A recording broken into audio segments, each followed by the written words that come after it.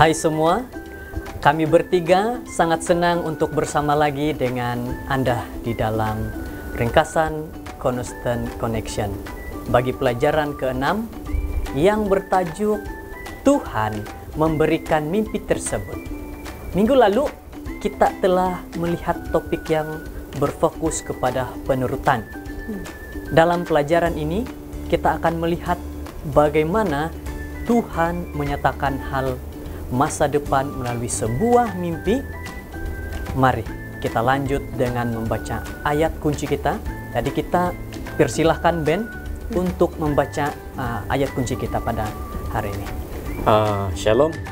Ayat kunci kita dalam pelajaran kita pada saat ini terdapat di dalam Daniel 2 ayat 46 dan juga 47. Saya baca. Lalu sujudlah Raja Nebukadnezar serta menyembah Daniel.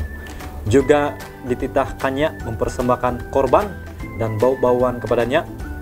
Berkatalah Raja kepada Daniel, sesungguhnya lah Allahmu itu Allah yang mengatasi segala, Allah yang berkuasa atas segala raja, dan yang menyingkapkan rahasia-rahasia, sebab engkau telah dapat menyingkapkan rahasia itu.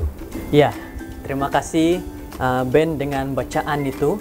Jadi sebelum ini kita telah tahu bahwa Daniel dan juga 3 orang sahabatnya telah didapati oleh raja 10 kali lebih cerdas daripada semua orang berilmu dan ahli jampi dalam kerajaan Raja Nebukadnezar. Di dalam ayat kunci kita, maka kita mendapat tahu bagaimana raja meninggikan Tuhan yang disembah oleh Daniel. Jadi nampaknya kita perlu melihat dengan ringkas apa yang telah terjadi. Jadi mari kita persilahkan Dili untuk membimbing kita. Salam damai dalam Kristus sahabat-sahabat. Untuk mengetahui dengan lebih terperinci pelajaran Constant pada Sabat ini, kami mendorong Anda untuk membaca keseluruhan Daniel 2 supaya lebih jelas dengan kisah yang telah berlaku. Nah, dalam pelajaran pada kali ini secara ringkas kita tahu bahwa Raja Nebukadnezar telah bermimpi, tetapi apabila dia bangun, dia tidak dapat mengingati mimpi tersebut. Dia merasa bahwa mimpi itu sangat penting untuk dia ketahui, sehingga membuat hati dia tidak tenang karena tidak dapat ingat dan paham akan maksud mimpi itu. Dalam cerita ini, Daniel menghadap raja atas pimpinan Tuhan. Dia menceritakan dan memberi maksud mimpi tersebut. Pendeta Ben masih ingat akan apa mimpi raja tersebut? Itu masih segar dalam ingatan.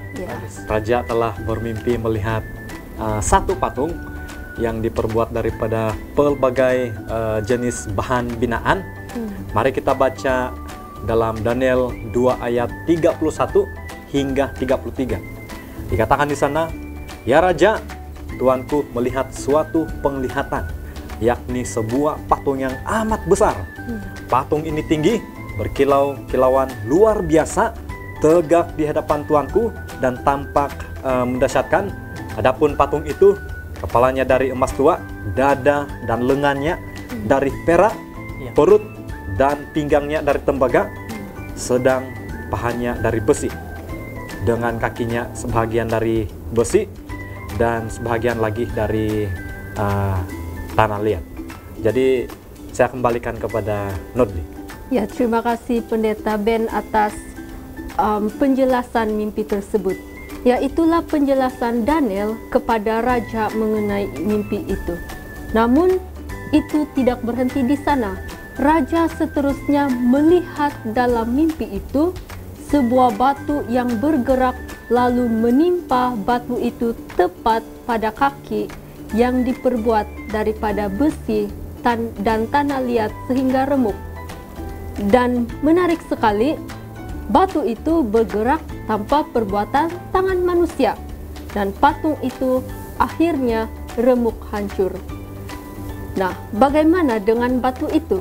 Daniel 2 ayat 35 memberitahu, tetapi batu yang menimpa patung itu menjadi gunung besar yang memenuhi seluruh bumi. Ya, terima kasih pada Ben dan juga Nodli. Tadi nampaknya kita akan menggunakan masa yang terlalu lama jika kita perincikan setiap yang berlaku dalam Daniel 2 ini. Namun, saya ingin membawa kita terus kepada fokus seterusnya, yaitu maksud mimpi itu. Jadi saya ingin kongsikan untuk bagian ini, bahwa sangat jelas Daniel memberitahu kepada raja, kepala patung itu yang diperbuat daripada emas melambangkan kerajaannya. Lalu akan muncul satu lagi kerajaan yang melambangkan perak. Setelah itu muncul lagi kerajaan yang dilambangkan sebagai tembaga. Setelah kerajaan itu, maka muncul lagi satu kerajaan yang diberi lambang sebagai besi. Dan akhir sekali, besi bercampur tanah liat menyatakan perpecahan empire kerajaan besi dan tanah liat. Mungkin kamu bertanya-tanya, kerajaan apa yang muncul? Jadi kita tahu bahwa empire Babylon diperintah oleh Nabukadnezar. Bagaimana dengan perak, tembaga, besi, besi bercampur tanah liat, dan batu. Jadi kami mahu mendorong saudara-saudara untuk membaca penjelasan yang terdapat dalam ruangan Tahukah Anda dalam buku Constant Connection. Dan kamu boleh menulis jawaban kamu di dalam ruang komen video ini setelah membacanya. Jadi sekarang mari kita beralih kepada bagian yang penting, yaitu refleksi kepada cerita ini. Apa yang dapat kita ketahui tentang Tuhan? Nah, bagaimana Ben dan juga Nodli? Mungkin ada perkongsian? Ya, terima kasih Pak Sore. Jadi bagi saya, Daniel 2 menyatakan kepada kita bahwa perjalanan peristiwa bumi ada dalam kawalan kuasa Tuhan. Jadi Tuhan membiarkan segala sesuatu terjadi, tetapi Dia tidak pernah hilang kawalan terhadap bumi kita ini. Bagi saya pula, dalam Daniel 2 menjelaskan bahwa Tuhan sebagai Tuhan yang menyingkapkan rencananya kepada manusia di bumi. Ya. Tuhan dia menggunakan Nebukadnezar dan juga Daniel agar pernyataan Tuhan mengenai masa depan dapat disampaikan kepada kita manusia yang berdosa. Dan ini juga membawa kita kepada maksud bahwa Tuhan tetap prihatin terhadap makhluk ciptaan Tuhan. Terima kasih Ben dan juga Nodli. Saya sangat bersetuju dengan kamu berdua. Sebagai tambahan, tidak seperti kerajaan-kerajaan di bumi yang hanya sementara waktu. Kerajaan Tuhan adalah kekal untuk selama-lamanya dan tidak dapat dibinasakan. Jadi baiklah, kita pergi kepada bahagian yang terakhir, yaitu penerapan kehidupan. Apa kaitannya dengan kehidupan kita pada hari ini? Ada kalanya kita takut terhadap apa yang akan berlaku pada masa yang akan datang, yaitu masa depan.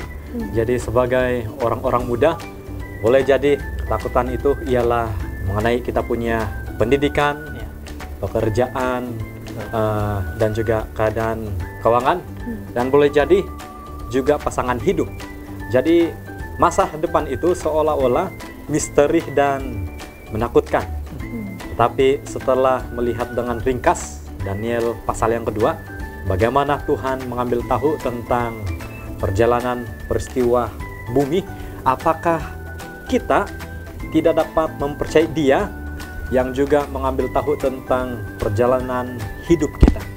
Jadi marilah kita meletakkan masa depan kepada Tuhan yang telah menyingkapkan masa depan bumi kepada kita.